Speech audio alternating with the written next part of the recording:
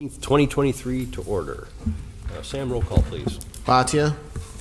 Here. Meyer. Here. Washburn. Here. Driver. Here. Riesler. Bozanovsky. Here. And Van Beckham is absent. All right, looking for the approval of the June 21st, 2023 meeting minutes. Move to approve. Second? Motion and second. Any further discussion? Call the question. All in favor? Aye. Aye. Opposed? Motion carries. Next, under old business, 4800 90th Street Comprehensive Plan Amendment, CPA 23-1.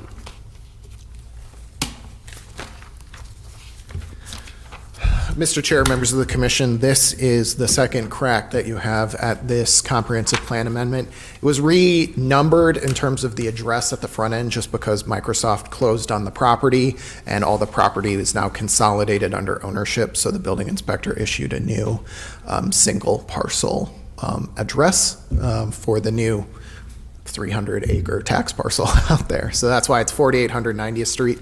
But the same thing, they applied to amend the roadway extension that's shown on the comprehensive plan from 98th Street and Sturtevant southwards, where it crosses Braun Road and then eventually goes all the way down to County Trunk Highway KR.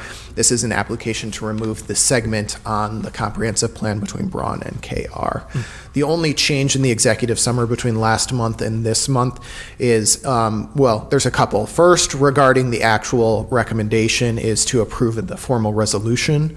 As a reminder, you have a formal approval denial authority over a comprehensive plan amendment. So if you choose to deny it today, it stops here. It's not just a recommendation. The second thing is there was a public hearing, which you can read in the resolution draft. No one spoke in favor or against it, and we didn't receive any other public comment from our Class 1 notice or our letters to the adjacent communities and the other things other parties identified in the statute. So we haven't received really any public feedback on this at all. No one seems to have an issue with it.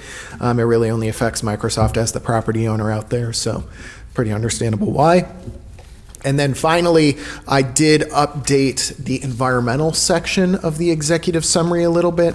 Just to clarify, there have been some questions from the neighbors regarding screening out there for the campus. And by agreement, when they purchased the property as well as local ordinance, they are required to screen many of the areas surrounding the property, including any areas relating to outdoor storage or areas relating to vehicular use. So things like parking lots, drive aisles, all those. And those, they'll just have to follow the standard village ordinance.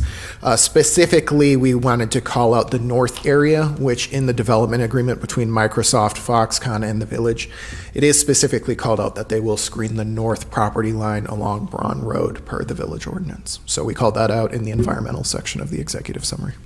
If you have any other questions, I can answer them, but the staff recommend that you move to approve. Any questions for Sam? Mr. Chairman, just one. So in your landscape and screening, you're identifying the screening, but that's not anticipated to have to be put in until they're done with their site work and so forth, right? That's going to come with their landscape plan and their building Correct, yes. construction and so forth? Their first phase focuses only on the south 2/3-ish of the site. The north third, we haven't seen any draft plans for. Those would be as part of a phase 2, probably in the second half of this decade, looking at the development agreement timing. So we wanted to specifically call it out because it is in those agreements as a specific landscaping section, and it will eventually make its way to the Plan Commission for your approval, but not anytime soon. And as you said, it'll just be per the ordinance and per an approved landscaping plan that you'll all have a crack at. Well, this is all per what we've been discussing at the village board level as well with Microsoft. And part of the process of vacating that road, their traffic studies have been done. They have plenty of access off of 90th Street as well as the remainder of KR. So, Mr. Chairman, Driver, I would make a motion to, I have to do this the right way, right, Sam? Yes, because it's a resolution. Because it's a resolution. Hold on, let me get to my page. Okay. I would like to make a motion to approve Resolution 13-2023 pursuant to Wisconsin Statute 66.1001, parens 4, parens V, that we approve the proposed amendment and further recommend adoption of the ordinance by the village board, amending the multi-jurisdictional comprehensive plan for Racine County 2035. Second. We have a motion and a second? Is that Okay. enough? Well, you had said an ordinance and it's a resolution. Well, right, recommends adoption of the resolution. I read it as a resolution, so I'll amend my recommendation to amend the last sentence to further recommend adoption of the resolution by the village board. Perfect. Second is good with that? Second, okay. Okay. Any further discussion? Any public comment? None, okay. I'll call the question. All in favor? Aye. Opposed? Motion carries. Okay, at this point, I would like to ask the commissioners if they would mind moving number 7 up to number 1 in new business. We have the attorney here for any questions we may have. Is that acceptable? Acceptable, so moved. Fine by me. Okay, then that's what we shall do. So, 90-540.40, review and decision-making authority. Sam, take it over. Mr. Chair, members of the commission, this is a draft ordinance that I put in your packet. We're not expecting that you make any formal action at this meeting, but Wisconsin legislature and the governor signed Wisconsin Act 16 less than a month ago.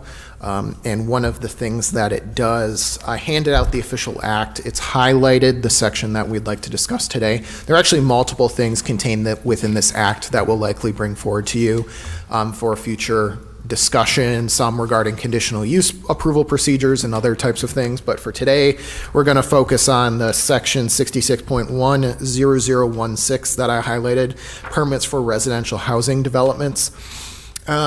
Some communities across the state have been, I would say, notoriously fickle in approving new residential developments. This applies to both single-family and multifamily housing developments, but today we're focusing mostly on multifamily because the village staff already approve single-family home designs when they come forward just through the normal building permit process. So today we're going to focus on the multifamily section. Many communities have been denying some multifamily housing developments across the state that otherwise comply with their local zoning ordinances. When enough communities start to do that, sometimes the legislature gets involved because people lobby and there's a housing deficit across the state. And due to a variety of reasons, this made it in as a part of a wider slate of housing bills. So here it defines that if a application is fully complete and meets all of the village zoning ordinances, the Plan Commission shall approve the development. You have no option to deny it under new state law. So in light of that, when we were updating the village zoning ordinance in 2019-2020, we thought a lot about the types of applications we were bringing in front of the Plan Commission. We had discussions at that time. We kind of cut off that level for administrative approvals at 5,000 square feet. So the proposed ordinance keeps that for commercial and industrial developments, but for residential developments, it says as long as it meets the applicable zoning ordinances and the application is complete per state statute, the village staff can approve it then.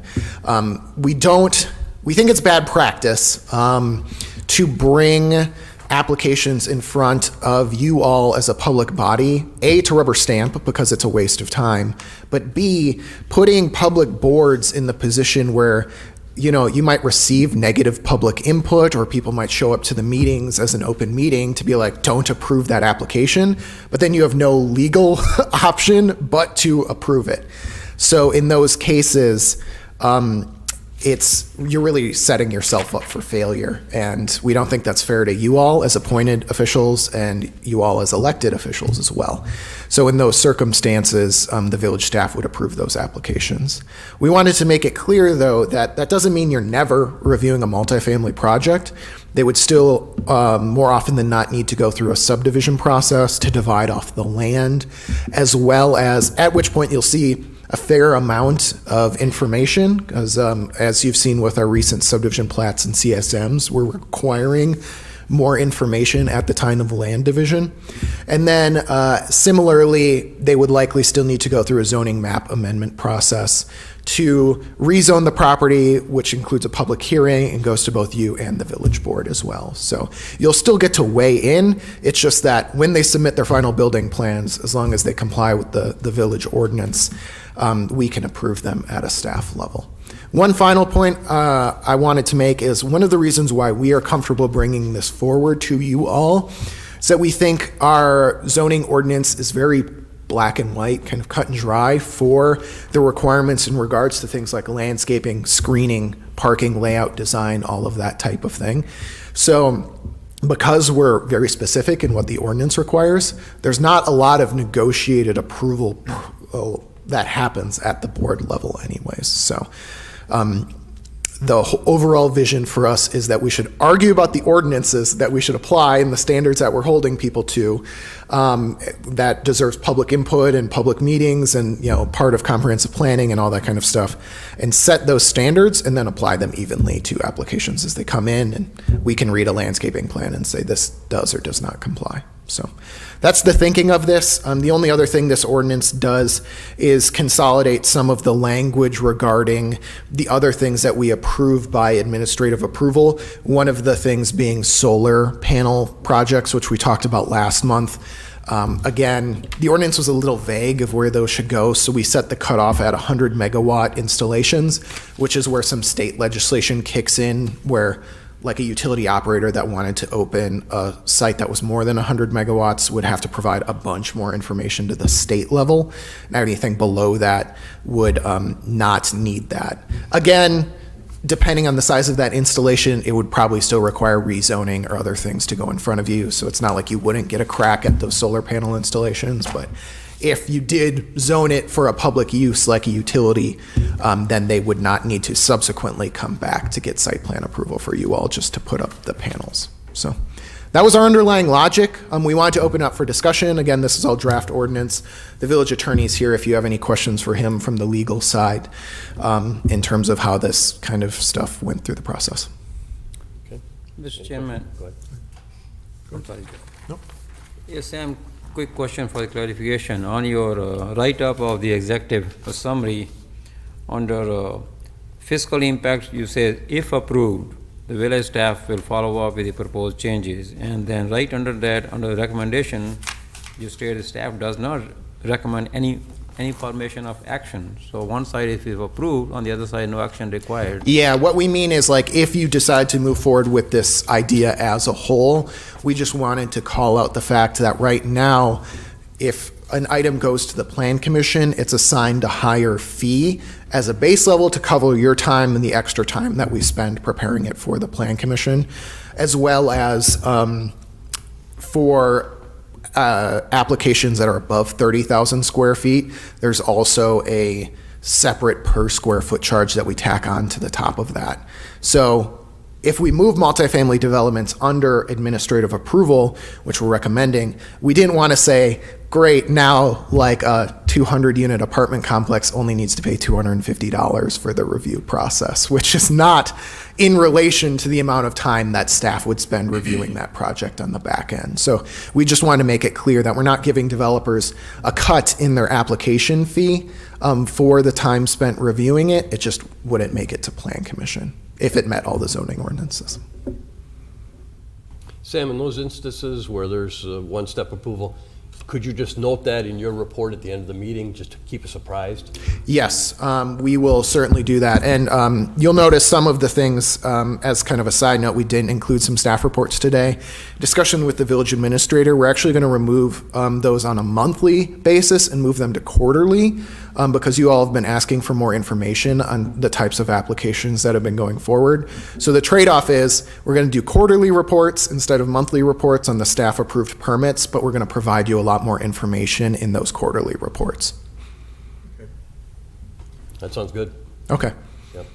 Can you define to me what 100 megawatts of power is from a It's solar a- standpoint? I mean, as far as, what is that, what's the size of, is that something that would be feeding a small house. subdivision or house, or what is it? No, that would be like a utility scale sized, like we're going to take up this farm field and put like acres of solar panels out here. So anything under that is, we're not going to review that, is what you're saying?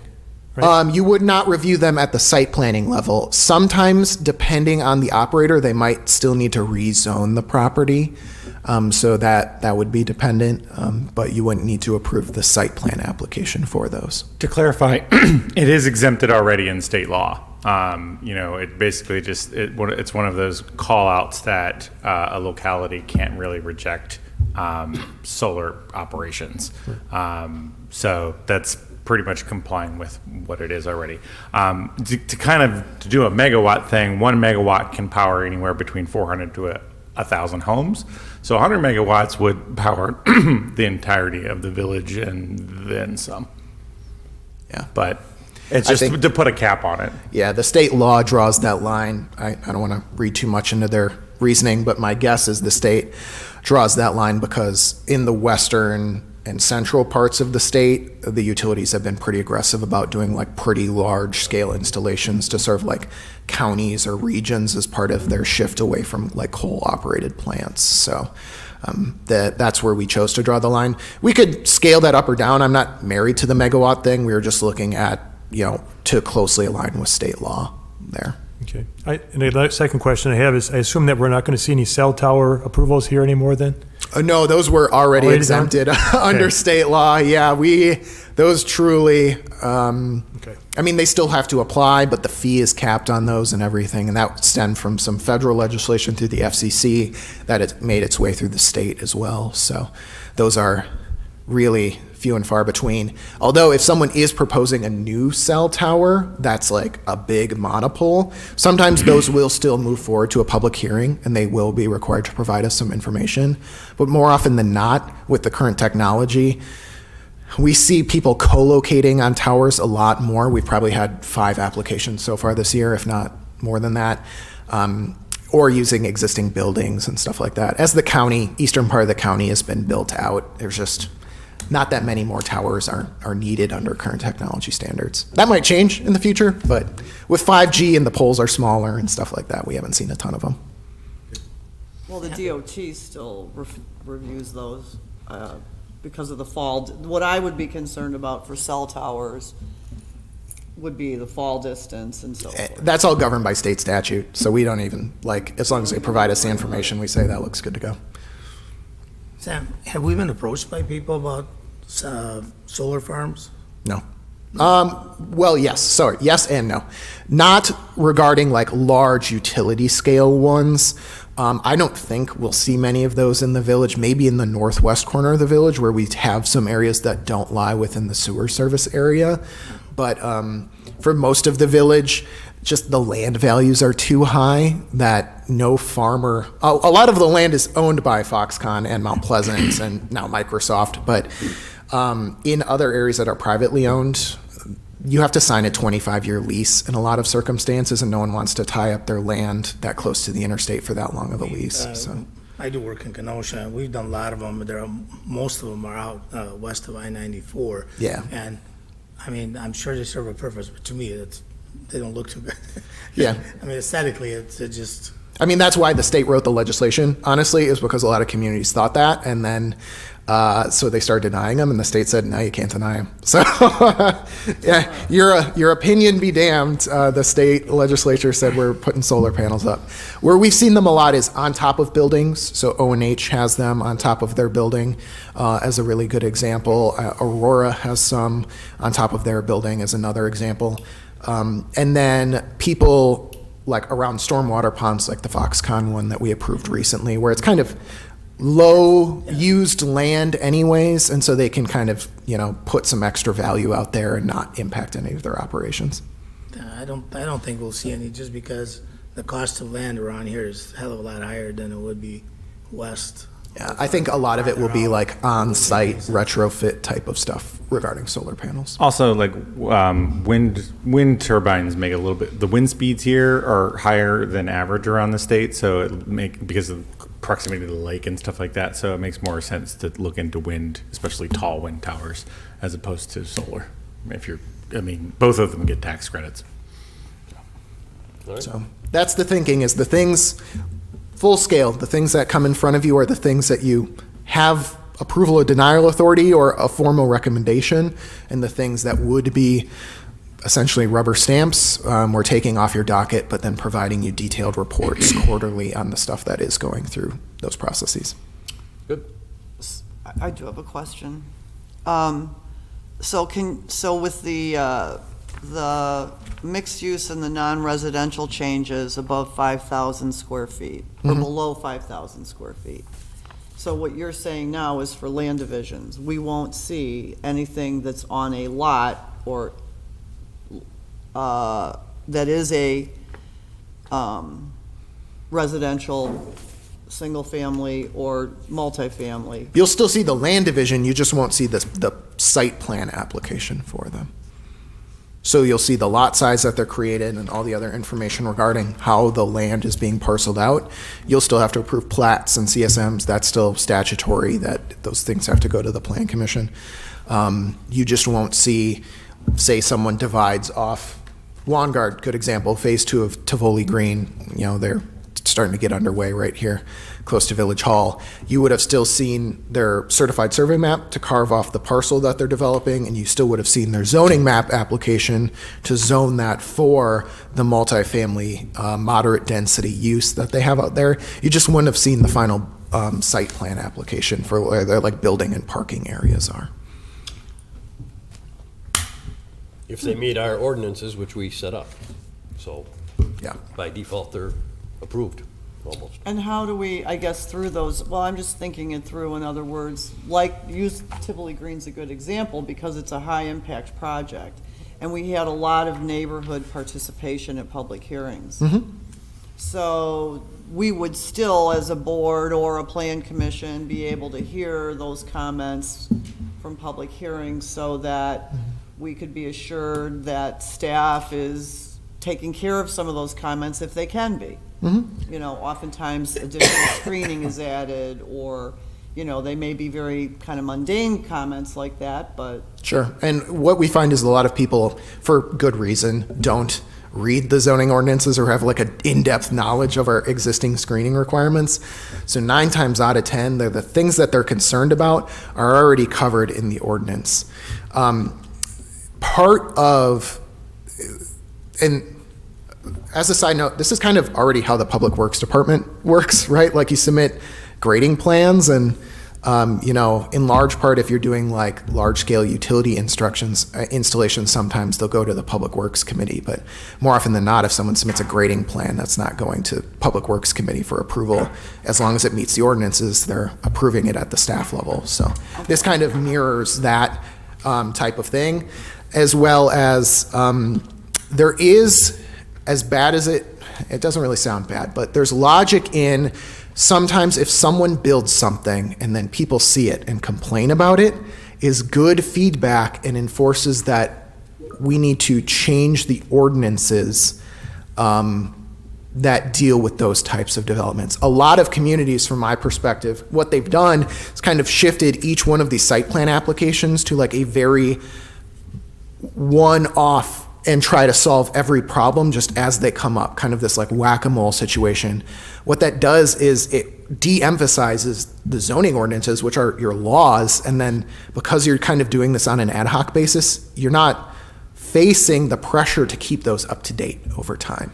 So I think a lot of communities have fallen into this really subjective approval process, which I don't think is fair to developers who come in, but I really don't think it's fair to residents because they don't know. I mean, the outcome is dependent on who shows up to the board meeting that day. Right. It could be as much as Tom is here versus Tom is not here at a single plan commission might affect the design of a building. So I just don't think in the long run, that's how zoning ordinances should be set up. So we like to see if there are points of pain for the public, and they have legitimate feedback on the buildings that are going up, we can take that feedback and then make sure the ordinances are updated to reflect development moving forward is how they want to see it happen in the village. Also, to clarify something about the state law, it's very specific that you can go out under the conditional use process. You can still have that, although we've talked a lot about how they changed those laws to be very specific about the conditions you're placing forward. The language in this law basically says that the requirements that you can place upon them or if they meet all existing requirements that exist at the time of a complete application. So that interpretation means that any additional conditions placed upon the plan commission and stuff like that, I would interpret that, and maybe our village attorney would too, that those would not be, I guess it wouldn't be illegal. The developer could still do them, but they would still have to get approved even if they didn't follow those additional conditions. So that leads us more to like, we need to put stuff in writing beforehand, and then ensure that those conditions or requirements are met. If that makes sense, it's very clear.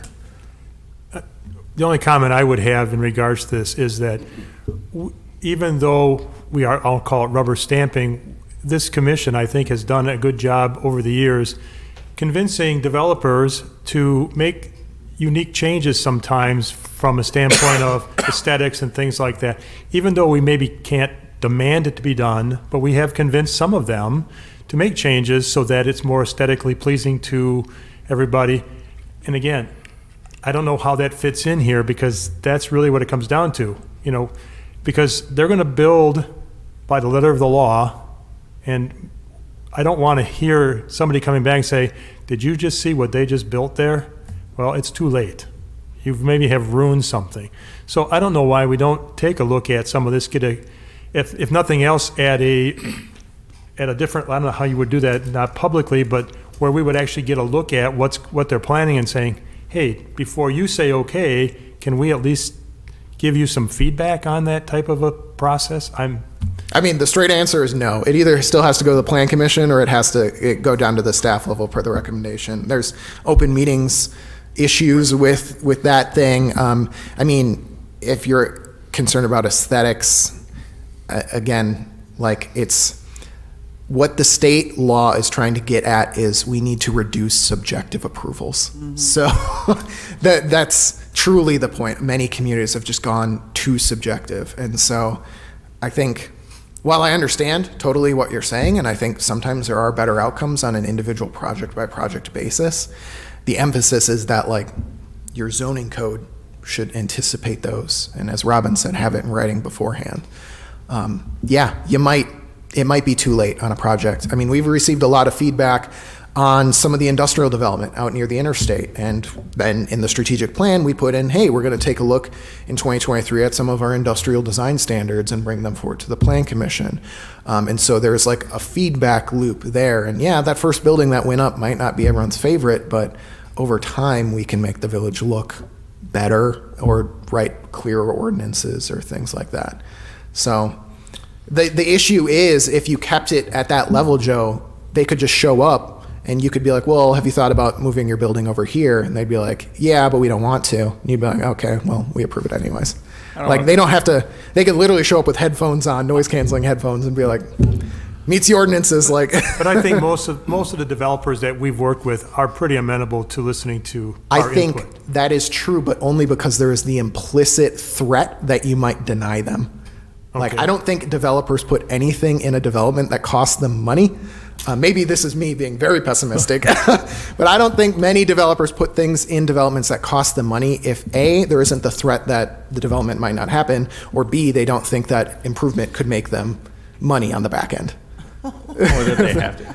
Yeah, and we've spent an inordinate amount of time on our ordinances and our zoning laws, so And this is to not, try and treat these things. we want to be clear, like, this is not the end of, like, you delegate stuff to us and we never review an ordinance again because we're just like rubber stamping stuff in the back.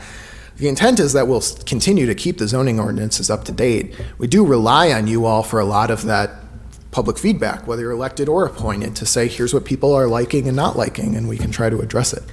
I don't want to throw out too big of a wrench, but if you guys would like aesthetic review on certain items or certain things, or however that goes, you can do that. That's perfectly legal. You just need to we need to create a set of criteria and standards so that you guys could review. So this is the criteria. Based on that criteria, this meets. I don't like doing that because my architecture aesthetic eye is terrible.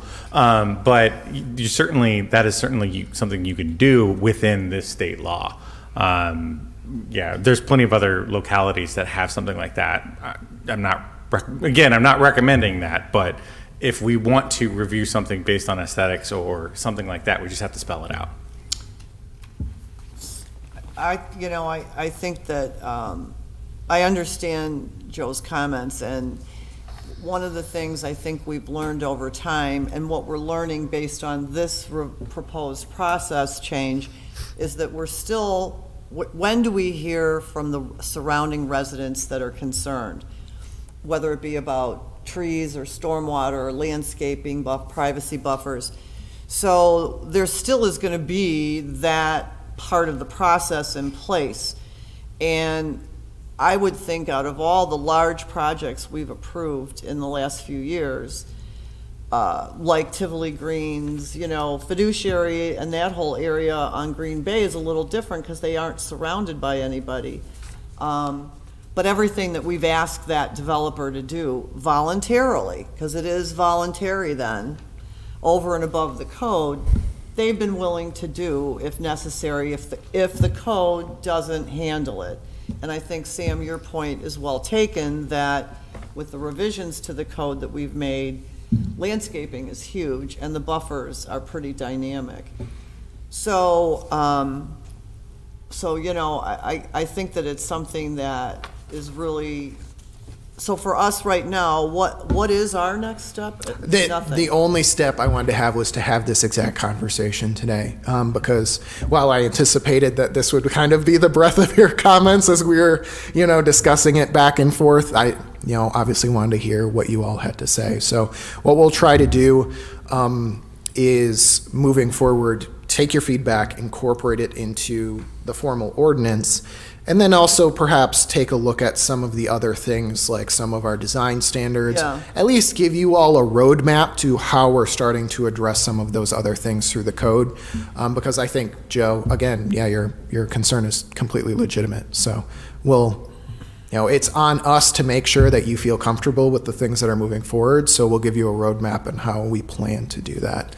I mean, with the site plans and like the multifamily in particular, we have, within our code, we have a lot of setback requirements so that, we don't have this straightforward, we've done a lot of things within the code, I guess is what I'm trying to say, to create a sense of separateness and uniqueness to each property.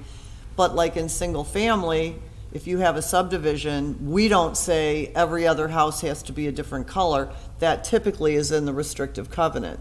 Yeah. Based on the developer or the builder placing it so that they don't have every house looking pink and white, So some of it we have already influence on through the code, but some of it we never would anyway. Yeah. In some of those changes. And we did put in the strategic plan that we were going to bring some residential zoning revisions to you all this year. We started to talk about those internally in regards to how multifamily plays with single family, and what does moderate density look like versus what does low density look like, and how those zoning districts, when we set them up in the 2020 rewrite, how are they, after we've road tested them, how are they playing together? Yeah. So it's not, that was part of a strategic plan this year. We'll still get you that stuff. It's not lost on us. And I think a lot of that, if, design concerns or landscaping or screening or buffering are concerns, we'll make sure to think about those and address them and talk about how uses are playing with, setbacks and things like that. So I think it could be a scale thing too. I think there could be like a some sort of difference between like an entire neighborhood, like a Tivoli Green development or whatever, which has a lot of other types of approvals and asks for financial assistance, versus approving one fourplex on a lot that conforms to standards, or one 8-unit building on one lot that conforms to standards. I think those can be differentiated pretty easily, and that's a big difference. Some of our thoughts are to continue to place more of an emphasis back onto the subdivision part of the ordinances, which do come forward to Plan Commission review, because in my perspective, the form of the community is actually set more at the level of subdivision than it is through like zoning and development. Because building change over time, 30 years, 50 years, 100 years, buildings will be torn down and rebuilt unless they're historic, and we have very few historic buildings in Mount Pleasant. And so I think part of this will be us re-emphasizing the subdivision and platting process to make sure when land is divided, you all get to weigh in terms of what does that look like and how is that felt and what zoning districts are appropriate for those areas. One last thought. Are we, you guys completely covered with what types of materials can be built as well in the ordinances? Because that's something that I know we've pushed back on before as well. So Yeah, we don't specify them, but there are some pretty good models in terms of materials requirements that we are starting to look at as part of those residential and industrial standards that I discussed. So we'll have some proposals for you. Material science is changing pretty rapidly, so we don't want to be overly specific, but I've read some good stuff about that sets some requirements, particularly on street frontage sides for higher quality materials, but still allowing like architectural flexibility. Well, because we do in the RE, we have, you have to have some stone or brick, right, part of Yeah. the facade. So the same type of thing can go for making sure they're not going to use EFIS or whatever type of materials we don't want to see out there. Yeah. Okay. Then, and thankfully, on the materials side, a lot of developers have gotten away from using a lot of like EFIS or like some of the cheaper faux stuccos just because like the price for like cement board siding and the prevalence of it has like become more reasonable for people. So the market has solved a little bit of that problem, but I think it's a point well taken, and we'll look to incorporate some of those standards in there. Okay, thanks. All right. Cool. Chris, you got anything back there? Yeah, You just answered it, so thank you, Chris. All right. Then we will move on. Next on our, thank you, Chris. Next on our agenda is Christina East Final Plat FSP 23-3. Sorry, don't we have County Line Road first? County Line Road. I'm sorry, yes, we do. No, I mixed up my papers. We here. don't want to leave We don't want Scott to keep you waiting longer here. if we want to. Okay, so next would be then 4112 County Line Road Certified Survey Map, CSM 23-9. So, per the executive summary, the applicant's looking to re-subdivide his property down on County Line Road, keeping two lots. Right now, 4112 is the small lot in the southeast corner, and then there's kind of a remainder lot. In looking at the division that you can see on your screen here, he's splitting it at an angle, more east-west, throughout the site. He does not need technically a certified survey map to do a lot line revision. He still needs to meet the ordinances, but people can re-divide lots while keeping the number of the lots the same, just at the staff level. And we review those to make sure the ordinances are met. The only issue with that for this entire application is the Code of Ordinances states that in the land division section, that side lot lines shall be at right angles to straight street lines or radial to curved street lines on which lots face, unless a non-conventional lot layout is approved by the Plan Commission. So really that lot line that's running at an angle, kind of from southwest to northeast there, that should be straight north to south per our land division ordinances. So you all can approve it if you're good with it. I'll let Scott speak to it, but my understanding is that the logic is to keep all of the driveway separate on one side or the other. The applicant did reach out to the county, and there is an existing driveway for the proposed Lot 2 that they can use, so the lots will have separate access points. But due to the shape of the lot, he needs to ask your permission for approval. Conditions 1 through 9 all relate to just the information that needs to appear on certified survey maps, like updating it to make sure that the zoning is called out and things like that. So conditions 1 through 9 are mostly stuff the surveyor can take care of. It's just 10 and 11 relate to that non-standard shape of the lot. So with that, we recommended tabling it. The reason this is in front of you with a recommendation to table is A, we wrote our executive summary and recommended it to table before the applicant said that he wanted to come in and ask you for that special permission. So that's one of the reasons why it's in front of you. Secondly, due to state statute, you all have to review things within a specific amount of time, otherwise they just get formally approved. So we want to make sure that things get on your plate in a timely manner, so we're not just rubber stamping things on our end, even when they don't meet the ordinances. So that's why you have it in front of you today. With that, our recommendation is to table the application for him to update it. You all can modify that recommendation. If you're good with the layout of the lots, you can move to approve it, and then we have no issues keeping the rest of the conditions on there. Conditions 1 through 9, which, like I said, are all just surveyor conditions. So It's up to you. Really, I'd say table if you're not good with the lot layout, move to approve if you are good with the lot layout. And with that, I'll turn it over to the applicant to make the argument himself. Let's just see if we have questions for you first. Go for it. Yeah, on this survey map, there's a lot to CSM 3450.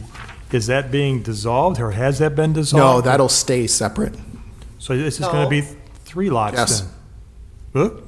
right? Okay. 2 full lots. So Lot 2 CSM 3450 will be merged into the proposed Lot 2? Oh, well, then, That's why I'm confused. that's why I'm obviously Caused a lot confused. of confusion in our, yeah. With that, I have much less of an issue with the proposed lot layout than I would have otherwise. So if that is the case, it should just be noted on the map that they're going to be merged together, and we can work with the surveyor to do that. But if that is the intent, that the total square property will just be 2 lots, then we're actually looking at a lot merge and a redivision, because right now it's 3. Yeah. So Okay, thank you. That was very confusing. So you'll have 110 plus 40 plus 66 feet of frontage then for Lot 2. You'll have plenty of frontage, even though your lot line's at an angle. So, there's drafts out there of really good driveway agreements and shared driveway agreements. You have a beautiful gate there and a beautiful entry, so I'm sure you don't want to lose that, and that's part of why you're keeping your driveway there, is that in your property. And there's already, like Sam said, there's already another access. On to the east or west. And so, Nancy, before we go forward, can we just have you come up and give your name and address? do you have any more questions for me? Are we good? No. Okay. only does the CSM have Well- to be vacated? Is there a We'll get formal to it. process for vacation of? No, because there's no right-of-way, they'll just have to denote that the lots are being merged clearer on the map. Ram? Yeah, my only question is, well, number one comment, I'm glad the staff's recommendation is to table that, because as we talked in the past, we don't want to see all these CSM with all the 12, 15 condition for, to approve, so on. So I'm pleased to hear that. My question is Sam, on the condition number 11, how would the applicant comply with that, where you say the shape of the lot shall be approximately square or rectangle when you are going, at an angle? How would they comply with that? Maybe applicant have some answer which I'm trying to understand. They couldn't, unless they really, you could draw it, you'd have to draw it straight north from the existing south point, so that line wouldn't I'm saying in head that case, northeast, it would head that just straight condition north. that we have put, it doesn't make any sense. Yeah, that's why we recommend tabling it. So if you are okay granting him the exception Yes. for the lot layout as shown, then you can strike that condition.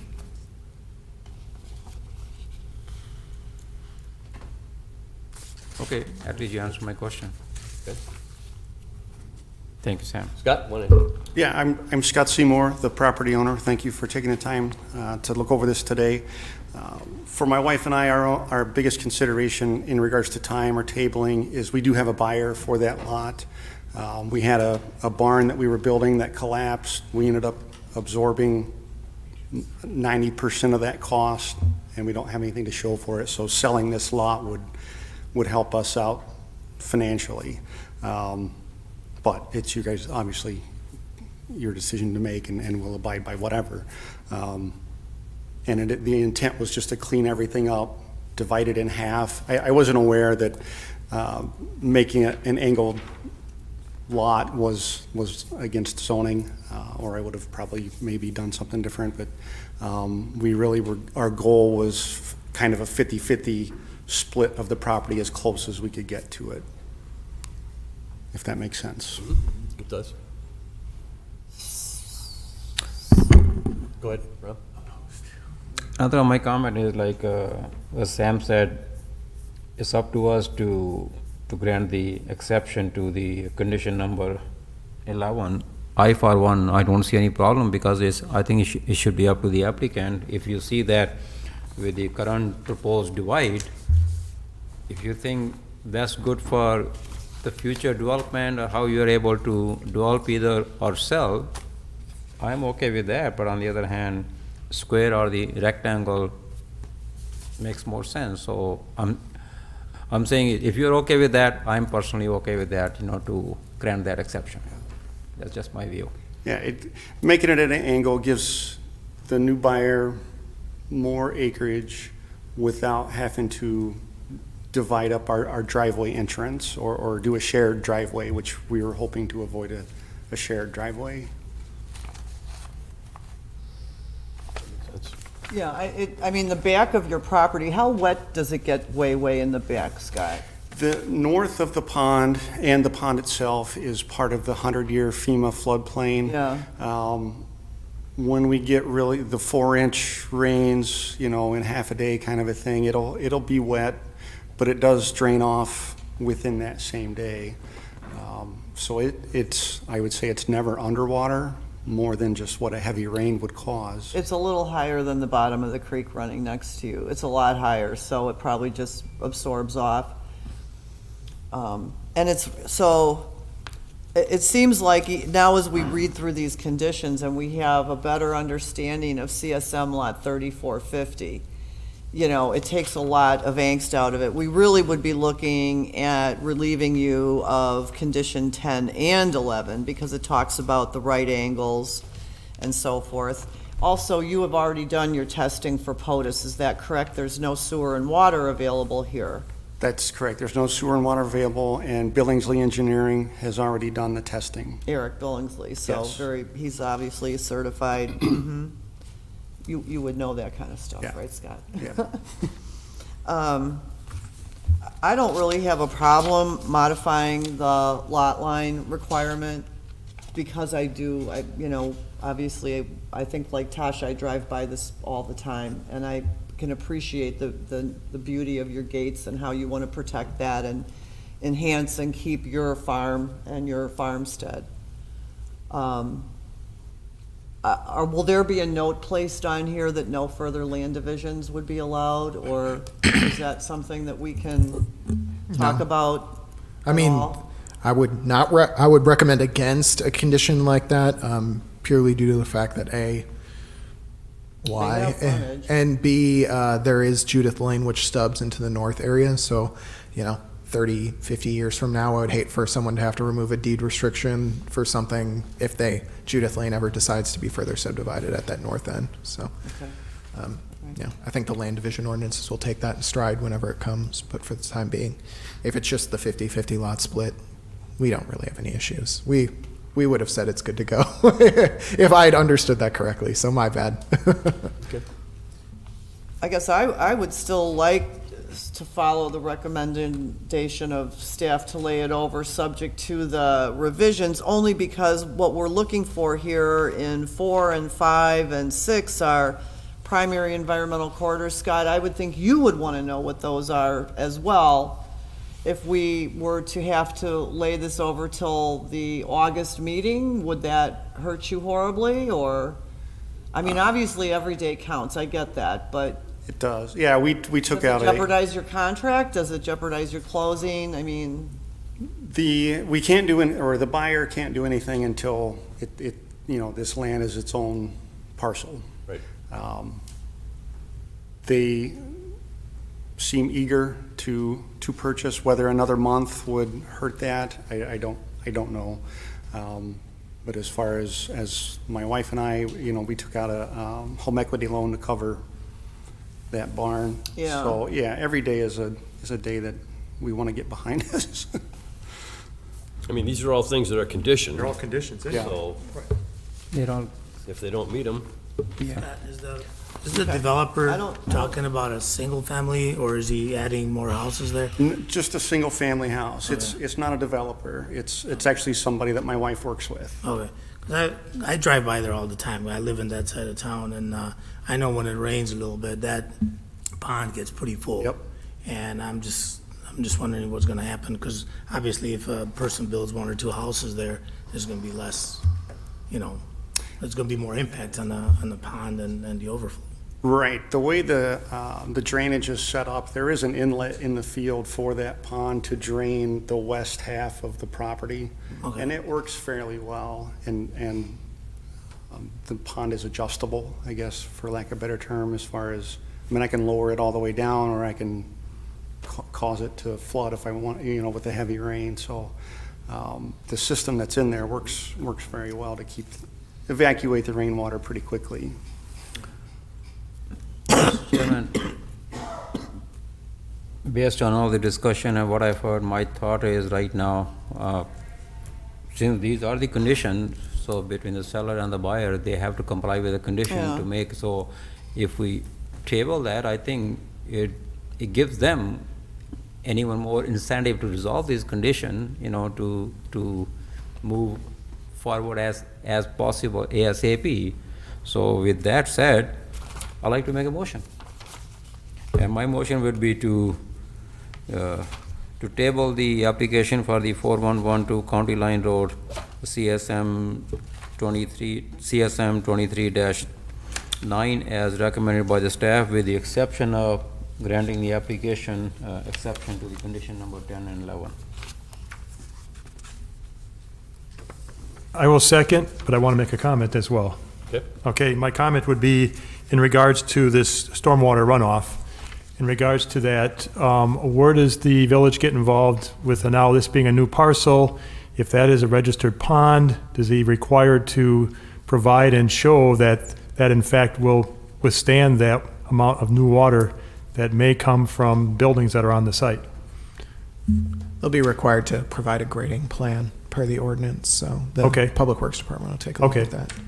They're not required to get formal stormwater engineering because it's probably a disturbance under an acre. So like DNR regs don't kick in, but in large part, Public Works will still look at the grading plans for their proposed site. Have they talked to, Scott, question through the chair to to the owner, have they talked about where they want to put their house? In the same place that we were going to build the barn. So more to the, West side. it'd be just north of this Lot 2 that we're getting rid of, the little Lot 2, just north of that. So some of that could actually almost, I can't remember, the grade's pretty flat out there though, I think, so. It's very flat, and that northwest corner, it goes up in grade another 4 feet higher than the pond too, so there's, You're gonna have lots of ways to create swales, and some of it could drain right onto itself. It's such a big lot at 8 acres, it may not have to go anywhere. Yeah. I think that's gonna be compelling with the improvements they make. Right. And, I'm really torn on this. Under discussion, I'm really torn, because I know I stated that I'd like to see it, but I think we understand it so much better. And so, I don't want to be cruel, but, I backed the motion that was made by trustee Boccia earlier, I stated that, so. That's why we have discussion, so we can better. Right. Yeah, You I wanna mean, modify it or Get change? concerns, yeah.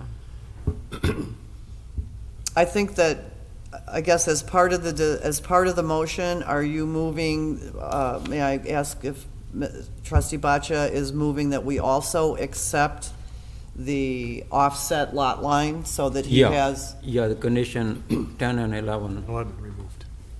to be, because that's removing those conditions? Yeah, Okay. remove those conditions. All right. Yeah.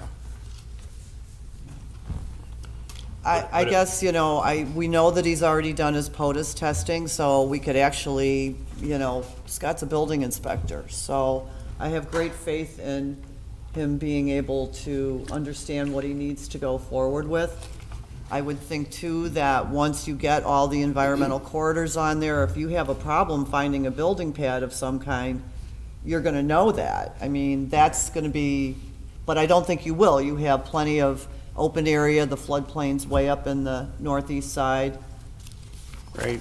So, I would be willing to modify my original comment to state that now that we understand it better, I again support the offset lot line adjustment, but I would also be willing to support letting it move forward with staff approval of the final changes. So, I guess I would ask trustee Boccia if he'd like to amend his motion. Okay, and can you repeat that exactly what the amendment? That based on the remaining staff comments, because they're environmental corridor issues, they're gonna have setbacks, there's gonna be plenty of land to identify a build pad. We know we're removing and merging Lot 2 CSM. I would be willing to support a motion that allowed the owners to move forward with the CSM, subject to staff's review of the remaining conditions to make sure it complies. That's, Well, to me, it's given that because they have to comply with their remaining condition before it comes back to the commission. But you're asking for it to come back. I guess I'm suggesting, I'm saying, okay, those conditions, the way the motion is, with the exception to condition 10 and 11, all the other have to be complied. To me, that's given. yes, but you are asking it to come back to the plan commission. Okay, Didn't no, you I say to just lay it used that to over? answer your question, but no, I didn't mean that. So I'm you- saying is, my motion is to table this with the exception of, no, not the table, approve No, it. I'm sorry? You said approve, not the table. no, he said table it He first. said to table it. That's why that's, Joe, that's why I'm taking this extra The minute, second was to approve. Yeah. Okay, my mistake. yeah, Mine was to table it, to table it, but not include the condition number 10 and 11. correct. But can we, point of order, can we table something and still change conditions? If we're tabling it, we're tabling it. We're not. Correct. We're We're not having to gonna- bring it back. He's asking for a table, then I want to take the No, second away. because the reason that, excuse me, the reason that I put there, because what I heard from Sam is if we table it, then the applicant has to come back with, to comply all the conditions 1 to 11, correct, Sam? Yeah. Yes, sir. Yeah, yes and no, but honestly, it doesn't matter. Let's just step aside. What do you want to accomplish? Do you want to approve the CSM except for conditions 10 and 11? No, I want them to, Do you want them to come back or not?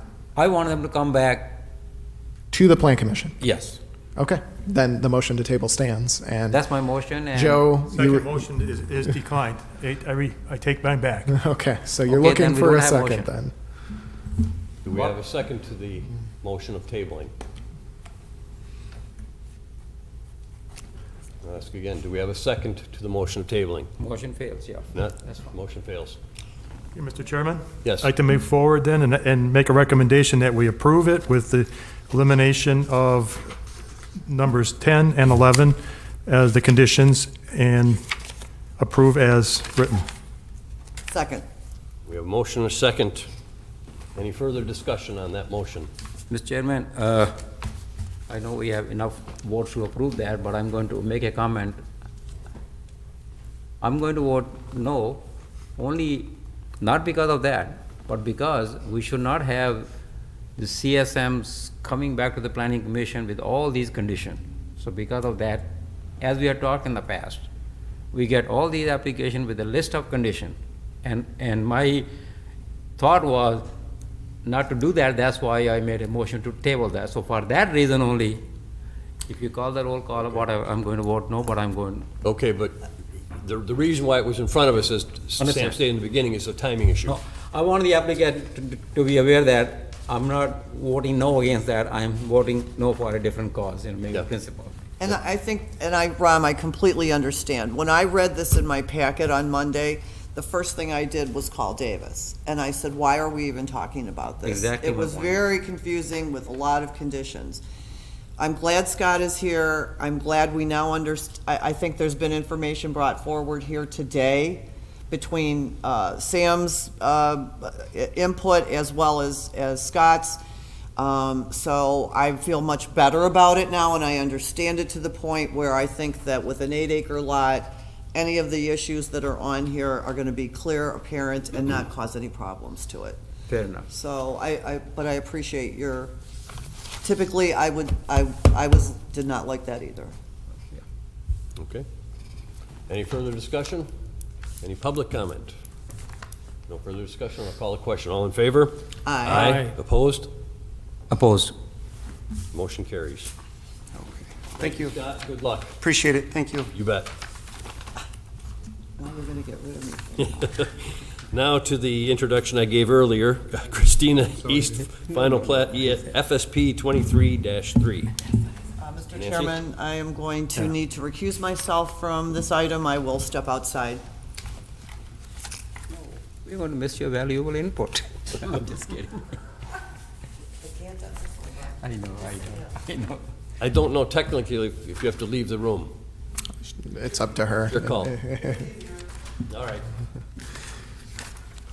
Mr. Chair, members of the commission, Nancy, on behalf of Newport Builders, applied to plat a 10-lot, single-family subdivision located just to the east of Christina North, so it is aptly titled Christina East.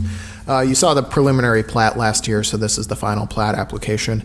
The entire application complies generally with the preliminary plat you approved, so the only conditions that we have on there are 7 pretty standard conditions for updating, and just notice things like they'll need a development agreement when that the board must approve before they'll be able to commence construction for their letter of credit, and some other pretty standard things like updating the plat to show vision triangles and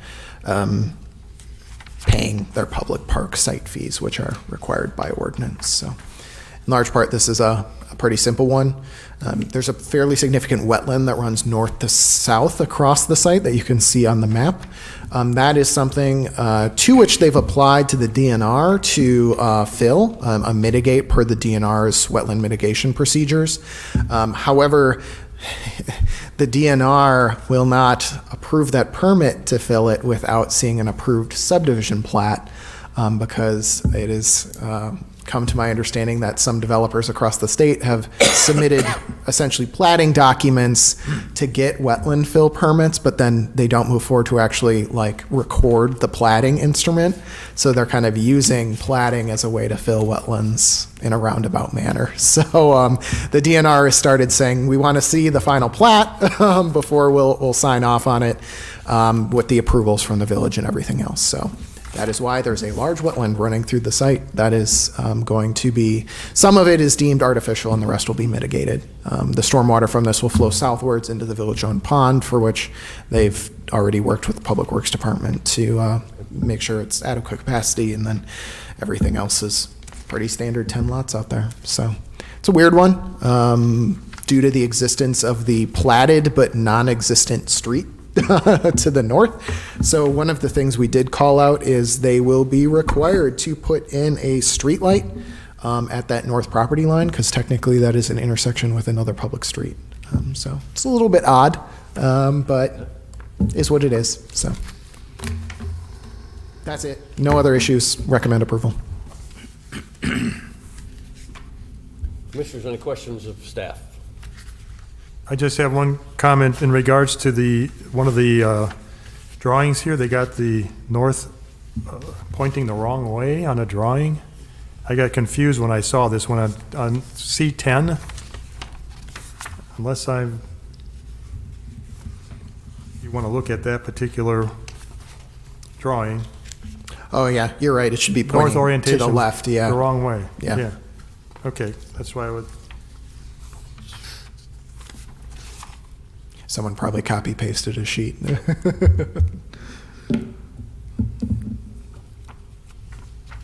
Now, is that pond sitting on the 'Cause I don't remember seeing, I thought there was a great big hill of dirt there right now. Part of the issue of why there are some wetlands on the site is there was some artificial grading out there that has been impeding the flow of water kind of naturally into that pond. So with some of that, they are, with the Public Works Department approval, regrading some of those stormwater access points into the pond. So it's taking the water that it was originally intended for as a regional detention area. And so yeah, that's and that contributed to the stuff that you see on the top. Okay. Go ahead, Ron. And again, my comment would be, maybe that's the nature of the beast, but I'd like to see all these FSP or CSM, they come to the planning commission with a minimum or no condition, but maybe minimum condition, but maybe we have to accept the fact that that's the nature of the beast. But on the other hand, in this case, since it's an extension of the existing, I would have expected to see hardly any condition, because, yeah, so that I'm kind of Yeah, surprised, but it is what it is, I think. yeah, some of them are just more notices than anything else. We need a development agreement, things like that. And 99 times out of 100, those are kind of after the fact things, because people generally aren't gonna, drop an entire development agreement for something that could get denied.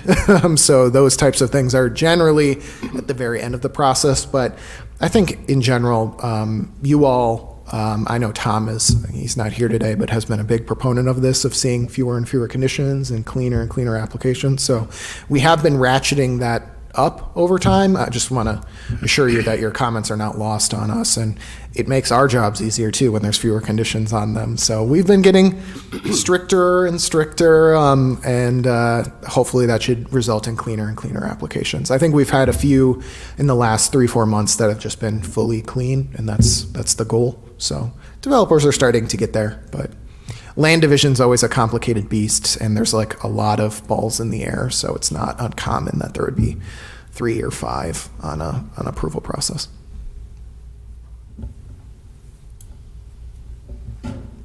Okay.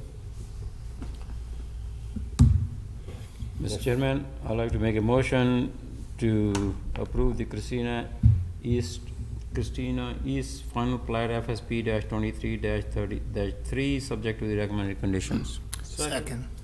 Motion and a second. Any further discussion? Any public comment? Hearing none, I'll call a question. All in favor?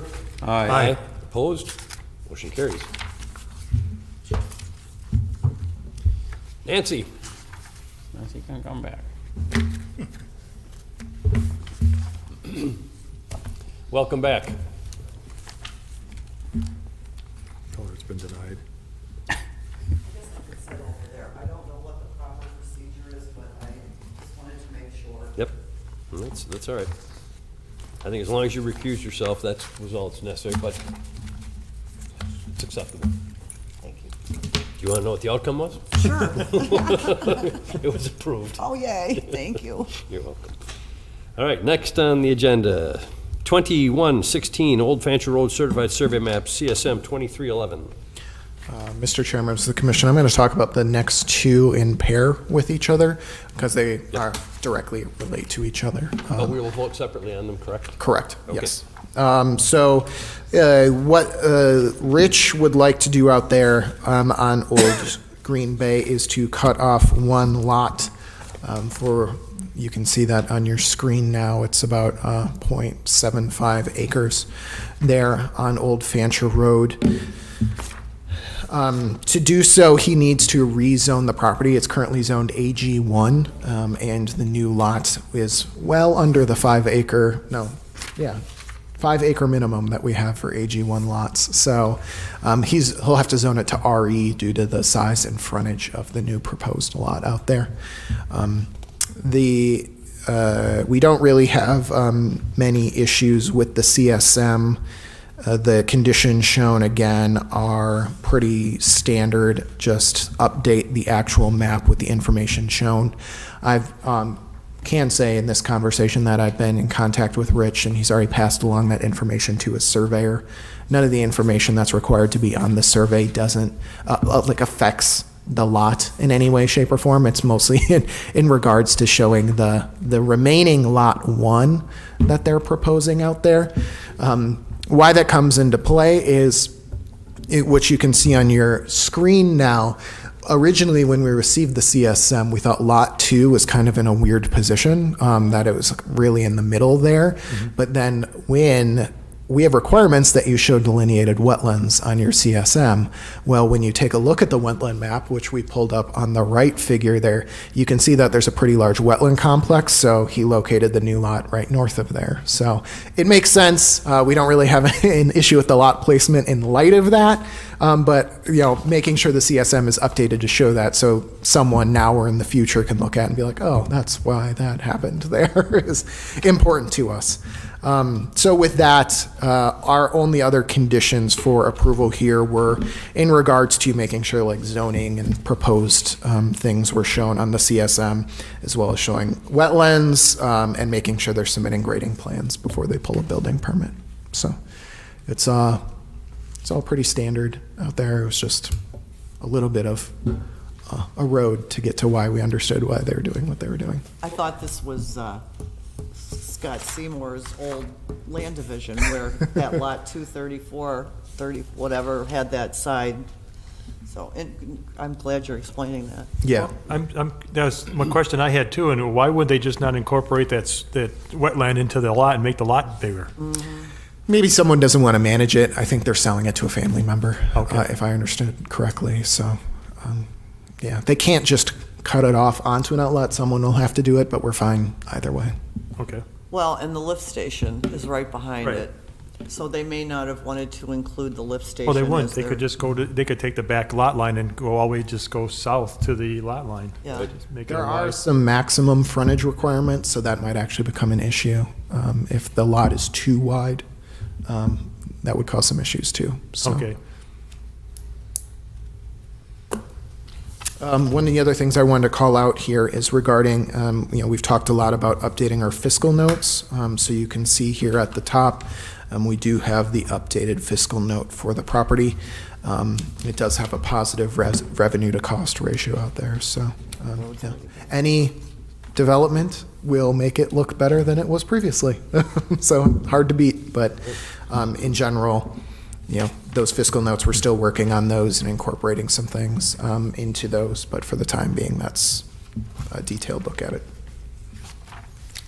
Mr. Chairman, I'll make a motion to approve to approve 2116 Old Fancher Road Certified Survey Map, CSM 23-11. Second? Motion or second, any further discussion? That was Subject to the recommended conditions? Subject to the recommended conditions. Thank you, Frank. Yes. Both of you. Good Yes, catch. thank you, and Good catch. Tosh. Yes, All right, subject to the recommended conditions. Agreed. Second. all right, any further discussion? Hearing none, call the question, all in favor? Aye. Opposed? Motion carries. Then we can probably go right to a motion for the Mr. Chairman, ordinance. Yes. on the next item, Ordinance 14-2023, I'm so pleased to see the staff does not recommend any conditions, so because of that, I'd like to have the honor to move forward to approve Ordinance 14-2023, 2116 Old Fancher Road zoning map amendment ZMA-23-7. I'll second that. We have motion and a second. Any further discussion? No conditions anyone wants to put on?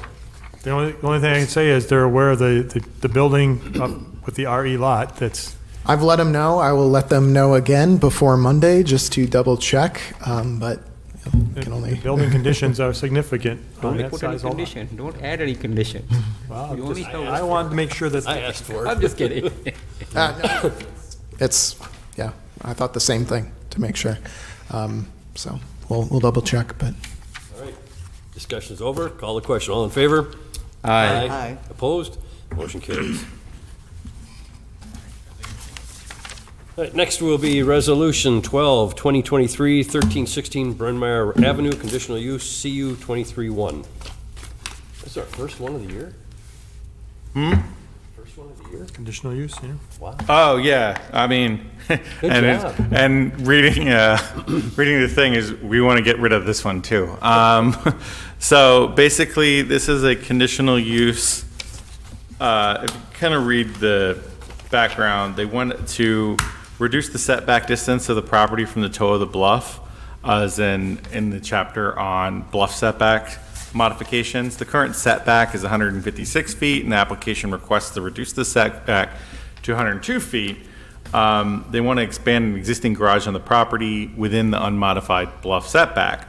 The property already has bluff protection, revetment, because we built it. So it's the conditional use is basically for an individual to provide bluff protection for themselves, and then if that meets an engineering review and this conditional use review, the conditional use requires a certified engineer to sign off on that estimate. When we get that as a part of the conditional use process, we can approve it. Unfortunately, the language, as we interpreted it, also applies to something that already exists. So you have to reduce that setback on any property as it comes up. So that's why we're here.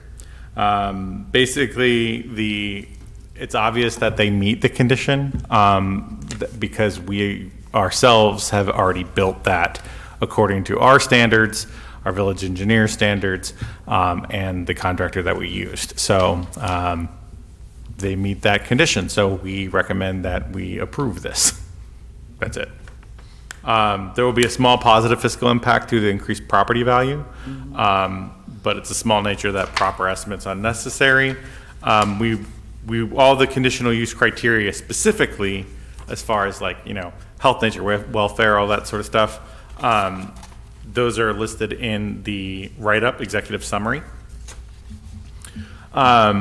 Additionally, while this particular scenario of this application is not likely to repeat in the near future, due to the limited number of properties affected by our revetment, staff intends to explore avenues to correct this oversight so that this that setback adjustment automatically happens for only the properties on which we built the revetment, because that's why we built it. So the provision was intended to apply to bluffs that were unprotected or that utilized a protection project completed privately and that needed public review.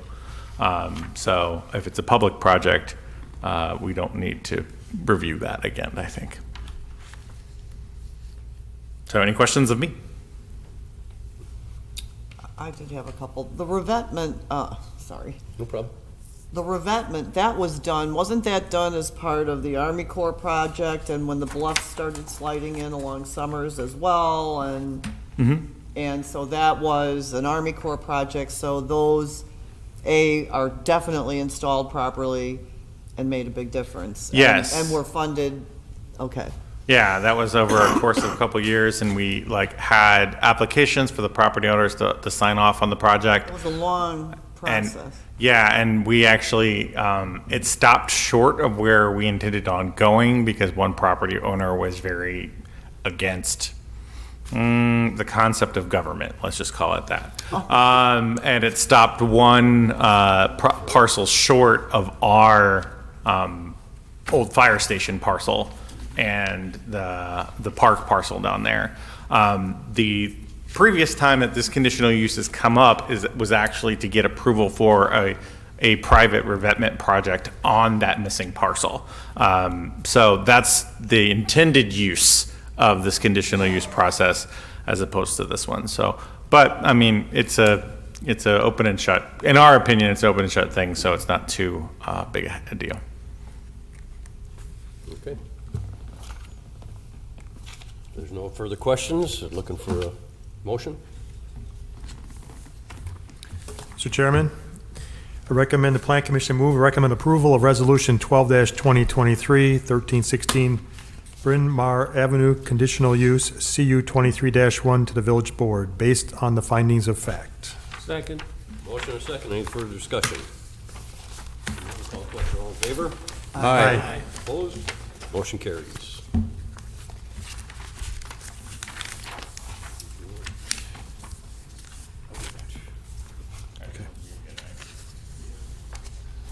Next will be ordinance 15. Do you want to take a quick break? 3-minute break. Okay.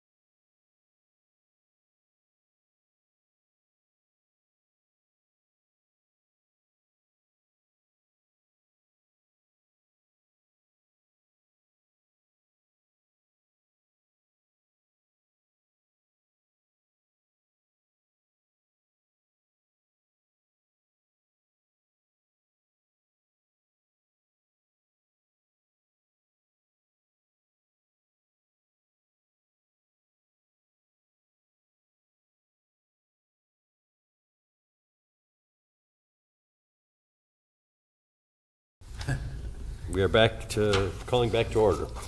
Next on the agenda is Ordinance 15, 2023, amending the Code of Ordinances 490-10, Introductory Provisions.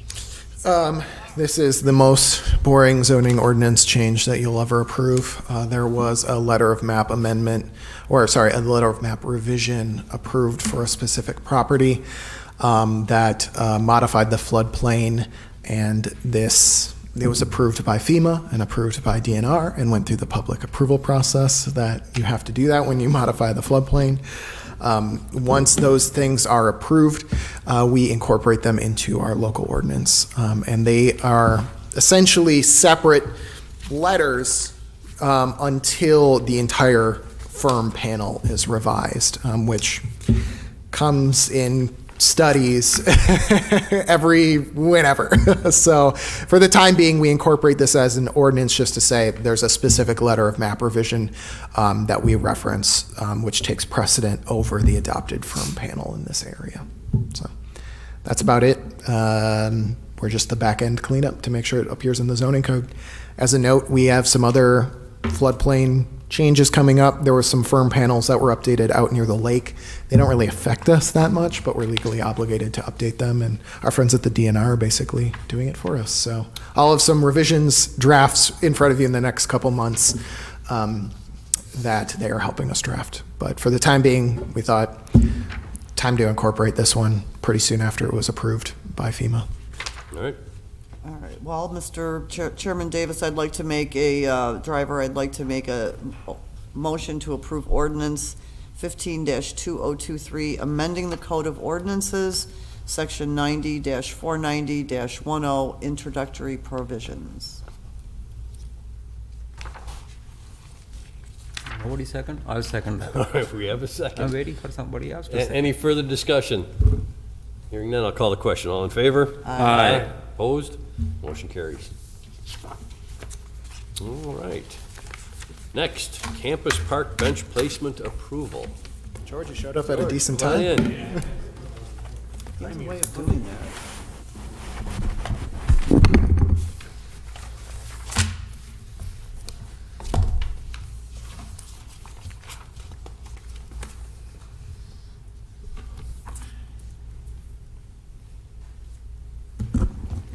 All right. It's the first time I timed coming here at the right time, so this worked out well.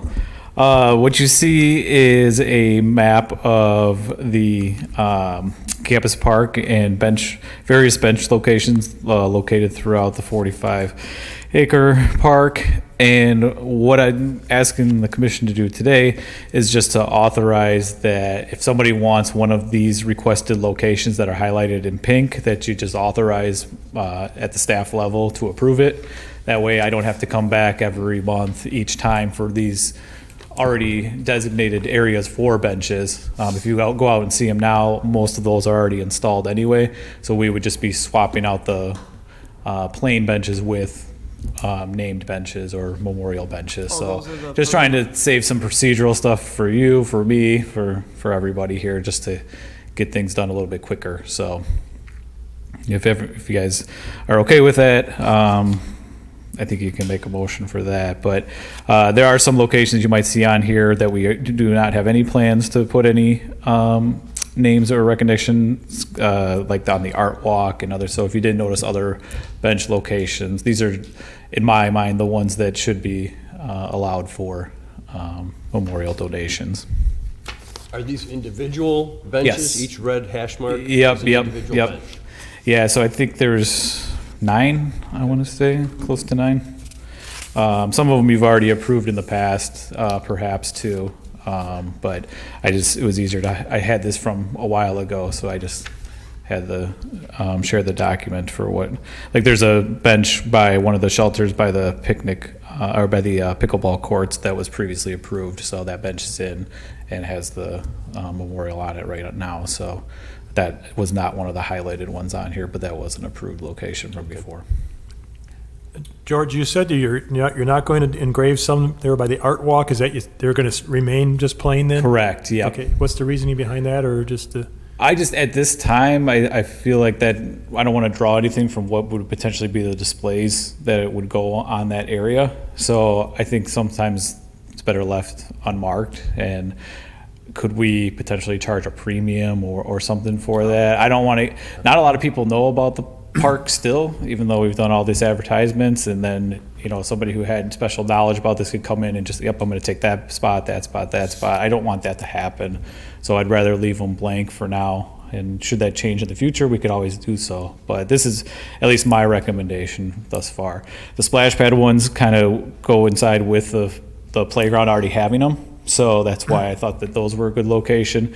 And then by the shelters, again, they're not generally forward, they're towards the shelter versus forward facing towards like the rest of the park. So, and then we've got the ones around the pathway too, on the outside of the park. So, I mean, I'm open to hear if reasons why, if you think that it would be good to. I'm just curious, is why not have them open now for somebody and just, you probably have to bring it back to get approval for a price increase if you wanted, right? Right, yeah. For the locations, that's kind of what you're looking at? as far- Well, it's not to say we couldn't, but it looks really good plain, I'll be honest, now we have it up with no engraving on it. So maybe it's just my feeling towards the aesthetics as well, but I'm not opposed if But that's okay. I mean, but that's something that we probably should look at then, as far as our body to say, let's leave them that way all the time. I mean, if that's what your feeling is, and that works the best, that way someone comes, you say, no, we're not going to let you advertise, or not going to let you pay for a bench here. Yeah, there's certain areas of the park, and similar to around the, right now, I didn't say that we would put any around the Great Lawn.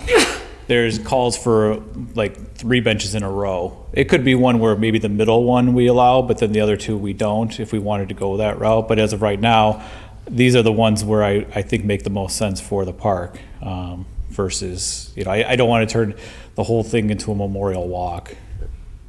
I think these make sense, and until which time those are sold out, we just leave the We'll others have to as see is. how- Yeah. Correct, I think it's yeah. good. I think it's a good point. Okay. So excuse me for needing to catch up with these benches. I remember us discussing them at the board level too. So the the ones that the families pay for memorializing, it's the same bench, there's just a plaque added, is that correct? Or it's a whole new bench, isn't it? It's a whole new bench, yeah. So we can take the existing bench that would already be there and put in a new one. We'd already have the holes drilled on it. So they are purchasing, and what we would do is those blank ones we would relocate at some of these areas that we don't have them already put into the park. That was my question really, is what do you do with the ones that you Correct. replace? Yep, Okay, yep. for So that's part of the reason that we didn't purchase any of the ones along the Great Lawn yet, because they are already here. We anticipate that people will fill these with, and that portion of the park is not needed at this time to have a bench location. So that's why, as we start building up our inventory after donations, we'll be able to put more out. Okay. So we're looking for a motion for campus park bench placement approval as presented. Well, That's what I think would make it. staff approval. Yeah, I would just say that I'll make a motion that we approve the placement benches that are presented, and the approval process would go through the Park and Rec Department. I'll second. Motion second. Any further discussion? I'll call the question. All in favor? Aye. Opposed? Motion carries. Thank you, George. Thank you. What else you have for us? Campus park update. Fence is down, so that's encouraging.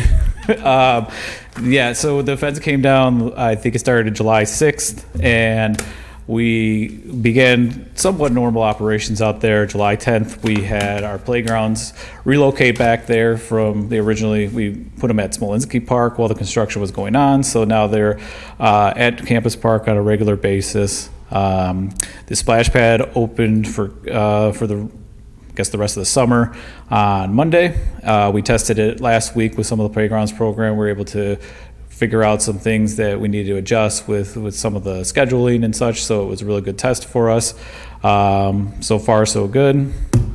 But Picnic shelter reservations for the pond shelter started on Monday. For August, I think I'm only gonna have about one Saturday or one Sunday left. But I had like 3 more come in already today. So, Awesome. yeah, so those are picking up quickly. Yeah, the baseball fields again and softball diamonds, those will remain locked. We've got signage up to ask people to tread lightly in various areas. We're not permitting bounce houses at the shelter just because we not want it on the grass. We're informing everybody when they register for that about how far it is for the various amenities. So, it's 400 or 500 feet from the parking lot. Make sure you know this before doing that. No vehicular traffic, just things that people generally you wouldn't have to worry about, but because it's so new, we're making sure that they know what they're getting in. A lot of requests for the shelter in between the playground and the splash pad, but again, we have no plans of reserving that one at this time. It's too popular to take away from the general public who want shade out at that park. So there are still no plans for that, and most people are accepting of that. They get it. So. When I've seen it this week, it's just people everywhere. Yeah, it's a lot of pedestrian traffic, a lot of compliments coming through, which is really nice. So, yeah, it's happy. It looks so different with the fence down. So Yeah, it looks less like a jail. Yeah, A park, and a jail park. I know, and the grass is really coming in much better. We're pleased with what we've seen and the precautions that we took with it. I think it's really benefiting us. So yeah, that's the update as of now. So. Very cool. Just a question regarding the splash pad. It's not a pool, so we don't have lifeguards or it's parental guidance. And Correct. parental- No attendant on duty. Yeah, and our rules state that. We have the authority to shut it down whenever we want. So if there's excessive trash, if there's inappropriate behavior that we are learning, we'll just close until we can get that notification to the public that this is why. So then you look at self-policing. Most of them are self-policing in that state. It's let's treat it the way that it should be out there. So, but yeah, we have all that labeled out there for individuals, just so that they know what they're getting into. We've got some hot weather coming, so. Yep. They're out there when we came. It's right behind my office, so if you see me out there barefoot walking through the fountain, is that okay? Yeah, and That's what it's actually, for, right? Yeah, you're gonna be walking, but jumping, I like to see jumping. little. yeah. No, I won't jump, okay. Yeah, one of the best or most popular features I saw was the actual rinse station that we put in. They just love turning the little shower on. That was per code that we had to put that in. That was an afterthought. So yeah, it's kind of funny. So sorry, Ram, I cut you off. No, yes, I have a question and a couple of comments. Number one, all the parents and the grandparents, especially with a little kid, that's the number one inquiry I had for last 1 year, 2 years. Oh, you're building a park? Is there going to be a splash pond? Everyone wants that, love that. It's almost the same thing as we have in the downtown. We're seeing for their Laura and a hard day. The kids love it, have fun. So I'm so glad that we have it. Mm-hmm. Because anyone who asks me, I say with proud, yes, it has it. We have it. One of my comments is, are these updates or the status of the park being updated on the village website, to make sure that is current? Yeah, and our new rec site has an open-close section on it for the respective Right. facilities too. So I want to reconfirm that, because when people call, instead of me giving them saying is this, I can just ask them, go to the website, and it should be current, and I'm hoping, I just want to reconfirm yeah, that. Lisa and her Thank team you. have been on top of that too. So they run things past me to make sure like it all makes sense and that it's accurate before even posted it. So Right.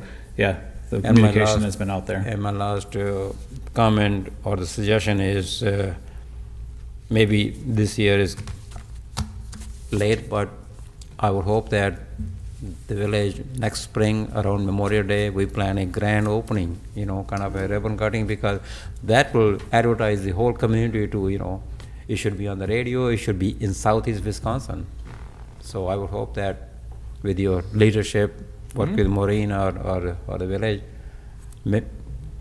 make a big deal. Toot your own horn, like Sure. that we have this great park. So I would hope that, like I'm saying, is I'm suggesting that sometime around Memorial Day, there should be an official grand opening. Yeah, I think, we'll see, we're gonna do some more seeding and some other stuff this fall, and then again, likely in May, and I don't see any reason why that wouldn't be able to happen. Yeah, thank you. It's probably the largest all-inclusive park there is around, right?